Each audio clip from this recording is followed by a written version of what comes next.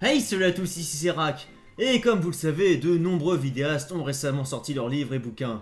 Eh bien c'est désormais mon tour puisque je suis fier de vous présenter mon premier livre, Les aventures de l'homme invisible dans la dimension invisible.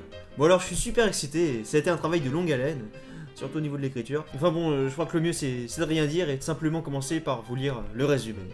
Les aventures de l'homme invisible dans la dimension invisible est un roman non autobiographique racontant la périlleuse aventure de l'homme invisible, parti enquêter dans la dimension invisible, à l'aide de son acolyte, le célèbre docteur Edouard l'aveugle, lui aussi invisible. Une enquête qui veut le conduire dans les tréfonds de Invisible City, une ville pleine de suspense et de glamour dans laquelle il rencontrera moult dangers, retournements de situation, mais aussi la belle Carla avec qui il fera équipe. Ça s'annonce bien. Les aventures de l'homme invisible dans la dimension invisible est une œuvre à absolument posséder pour tous les fans d'enquête, de suspense, mais aussi de crème chantilly et qui ne manquera pas de vous émerveiller par son graphisme saisissant et ses dessins d'un réalisme inégalé. Donc écoutez, on va ouvrir ça. Alors déjà on arrive à la page d'accueil et là on a... c'est pas pratique. Et là on a l'introduction au livre.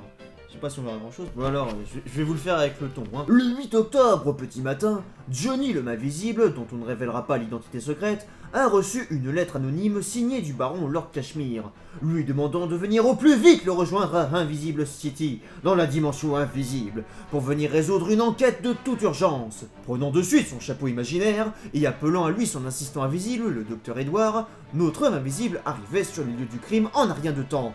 Mais c'est alors qu'un détail lui sauta tout de suite aux yeux. Et c'est donc ici que notre aventure commence.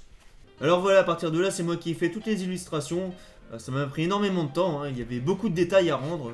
Tenez, par exemple, ici, c'est la scène où le docteur Edouard, eh bien en fait, il menace pour de faux l'homme invisible. Donc le truc, vous voyez, c'est de rendre à la fois le regard suspicieux, mais sincère du docteur Edouard. Et bon, sans me vanter, je pense que j'ai fait un travail plutôt correct. Bon après, évidemment, c'est un livre un peu adulte, hein, vu la nature de l'enquête. Tenez, voilà, ça par exemple, je préfère pas vous le montrer, sinon je vais encore me faire démonétiser par YouTube. Mais voilà, faut déjà être mature pour bien saisir ce qui se passe à l'image. Bon, enfin, je peux quand même vous montrer la fin. De toute façon, comme vous le voyez, l'aventure est assez longue, hein, puisqu'elle fait 100 pages. Hein, ça regorge de rebondissements. Donc il en restera plein à découvrir. Ne vous inquiétez pas, vous en aurez pour votre argent.